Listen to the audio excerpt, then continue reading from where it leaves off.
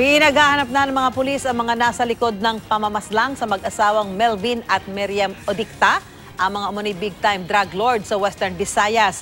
Kumbinsido naman ng PNP na mayroon silang sapat na impormasyon para matukoy ang mga umano'y kasosyo sa droga ng mag-asawa.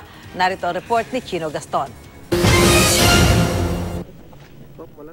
Malaking tulong daw sana sa pagbubuo ng kaso laban sa iba pang mga drug syndicate sa Visayas kung nakapagbigay ng sinumpaang salaysay bago napatay ang mag-asawang Melvin at Miriam Odicta.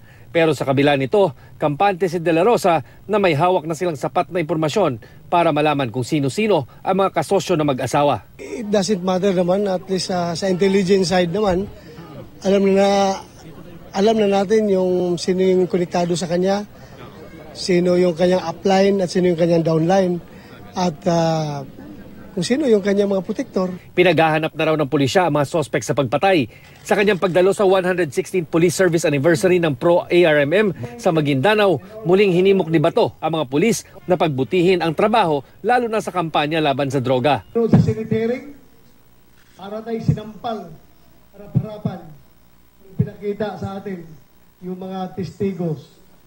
Yung mga testigo doon na nagsabi, yung mga pulis ang nagbibigay sa kanilang droga, sila nagpabenta, pagkatapos sila nangungulikta sa pera. Kailangan din daw magpakatatag ang mga pulis sa gitna ng mga pagbatikos. Lalo't may mga atake sa kanila tulad ng pagpapasabog ng granada sa mga istasyon ng pulisya sa Cotabato City na may kinalaman umano sa matinding kampanya laban sa droga. At tulad ng nakaraang talumpati, may paghihimok si Bato. Dapat alamin ng pulis kung sino yung babato ng granada. Nag-alay din ng maikling presentasyon ang mga pulis ARMM sa kanilang PNP chief kung saan isinadula ang laban ni Bato at ng lipunan kontra sa mga drug syndicates. Ipinresenta rin kay De La Rosa ang ilang nakumpiskang malalakas na kalibre ng baril na nakuha sa mga police operations sa buong ARMM. Para sa unang balita, Chino Gaston reporting.